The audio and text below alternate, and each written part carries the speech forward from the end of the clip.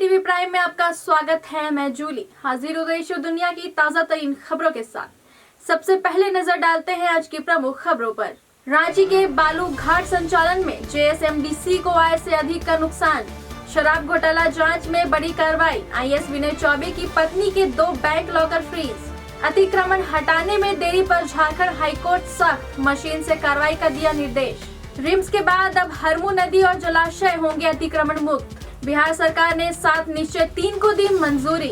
गोवा अग्निकांड के मुख्य आरोपी लाए गए भारत।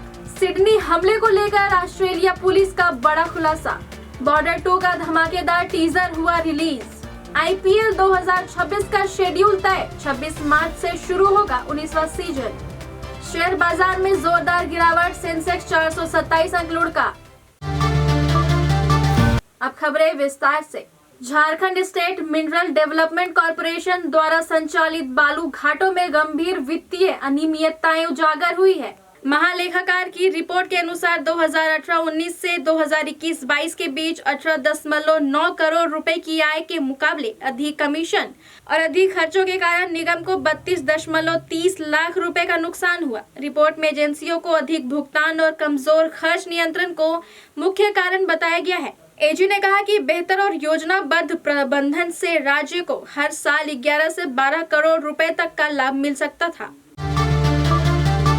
झारखंड एसीबी ने निलंबित आईएएस अधिकारी विनय चौबे से जुड़े शराब घोटाला, वन और भूमि सेवायत भूमि घोटाले की जांच तेज कर दी है। आय से अधिक संपत्ति मामले में एसीबी ने उनकी पत्नी स्वपन्ना संचिता के नाम एसबीआई में मौजूद 2 लॉकर फ्रीज कर दिए हैं। एसीबी ने राज्य के सभी सरकारी और निजी बैंकों को पत्र भेजकर विनय चौबे, उनके परिजनों और करीबी सहयोगियों के बैंक खातों व लॉकर की जानकारी मांगी है।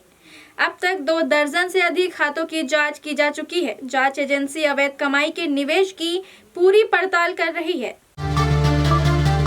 रिम्स परिसर से अतिक्रमण हटाने में हो रही देरी पर झारखंड हाईकोर्ट ने कड़ा रुख अपनाया है। स्वतः संज्ञान से दर्ज जनहित याचिका की सुनवाई में कोर्ट ने स्पष्ट किया कि अस्पताल की जमीन पर बने अवैध निर्माण हटाने में किसी तरह की ढिलाई बर्दाश्त नहीं होगी। कोर्ट ने छेनी हथौड़े की बजाय मशीनों से तेजी से कार्रवाई करने के निर्देश दिए हैं। साथ ही उपायुक्त, जिला भूमि अधिग्रहण पदाधिकारी और अंचल अधिकारी को गजट नोटिफिकेशन के साथ सशरीर पेश होने को कहा है। कैलाश कोठी से जुड़े याचिका पर अगली सुनवाई तक रोक जारी रहेगी। झारखंड हाईकोर्ट ने रांची के प्रमुख जल स्रोतों पर हो रहे अतिक्रमण को लेकर कड़ा रुख अपनाया है। रिम्स के बाद कोर्ट ने हरमू नदी, बड़ा तालाब और कांके, धुरवा व गेतलसूट डैम को 2 सप्ताह में अतिक्रमण मुक्त करने का निर्देश दिया है। अदालत ने कहा कि तय समय में कार्रवाई नहीं होने पर अधिकारियों पर अवमानना होगी। कोर्ट ने जिला प्रशासन और नगर निगम को संयुक्त अभियान चलाने, प्लास्टिक कचरा हटाने और अतिक्रमण के बाद क्षेत्रों को नो एंट्री जोन घोषित करने का आदेश दिया है। अगली खबर बिहार से जुड़ी है। बिहार सरकार ने अगले 5 वर्षों 2025 से 2030 के लिए 7 निश्चय 3 योजना को मंजूरी दे दी है। मुख्यमंत्री नीतीश कुमार की अध्यक्षता में हुई कैबिनेट बैठक में इस महत्वाकांक्षी कार्यक्रम पर मुहर लगी। योजना के तहत 1 करोड़ युवाओं को रोजगार, उद्योगों के विकास, कृषि आय बढ़ाने, शिक्षा और स्वास्थ्य ढांचे को मजबूत करने पर जोर दिया जाएगा। बिहार को पूर्वी भारत का टेक हब बनाने, नई चीनी मिलें खोलने, सड़क, एक्सप्रेसवे और सौर ऊर्जा और पर्यटन को बढ़ावा देने के लक्ष्य तय किए गए हैं। सरकार का कहना है कि 7 निश्चय 3 से विकसित बिहार का सपना साकार होगा।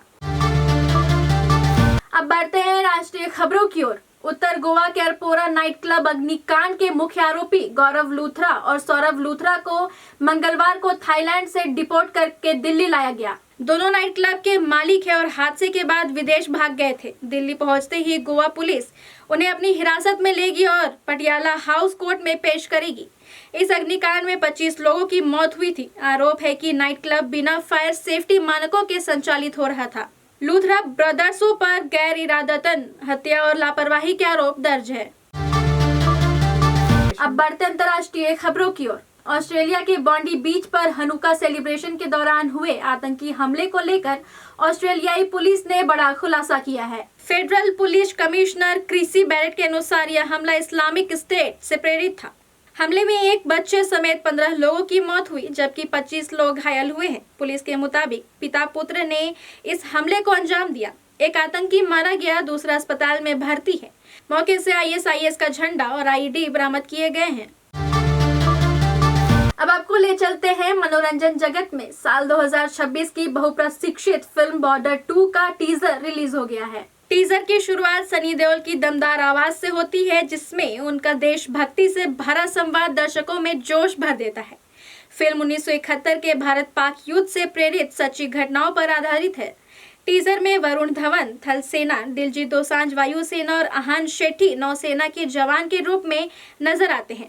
युद्ध भावना और शौर्य का शानदार मेल दिखाती यह फिल्म 23 जनवरी 2026 को सिनेमाघरों में रिलीज होगी। खेल की दुनिया की बात करें तो IPL 2026 को लेकर बड़ा अपडेट सामने आया है। मीडिया रिपोर्ट्स के मुताबिक IPL का 19वां सीजन 26 मार्च 2026 से शुरू होगा और इसका फाइनल मुकाबला 31 मार्च 2026 को खेला जा सकता है।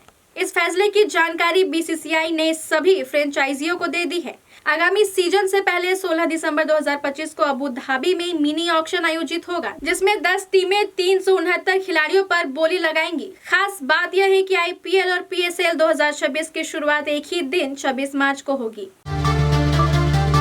अंत में बाजार और कारोबार की बात। घरेलू शेयर बाजार में मंगलवार को शुरुआती कारोबार में तेज उतार चढ़ाव देखने को मिला। कमजोर वैश्विक संकेतों के बीच BSE सेंसेक्स 427 अंक गिरकर 84,786 पर पहुंच गया, जबकि NSE निफ्टी 125 अंक टूटकर 25,902 के आसपास कारोबार करता दिखा। एक्सिस बैंक, टाटा स्टील, जियो फाइनेंशियल, हिंडाल्को और HCL टेक में सबसे ज्यादा गिरावट रही। मिड कैप और स्मॉल कैप इंडेक्स भी करीब 0.4% फिसले। बाजार की कमजोरी के साथ ₹9 टूटकर 90.87 प्रति डॉलर के रिकॉर्ड निचले स्तर पर पहुंच गया। विशेषज्ञों ने निवेशकों को सतर्क रहने की सलाह दी है। फिलहाल आज के लिए इतना ही। दर्शकों, कैसी लगी हमारी ये पेशकश हमें जरूर बताएं। कल फिर मिलेंगे रात 8 बजे। बने रहे हमारे साथ, देखते रहे IDTV इंद्रधनुष।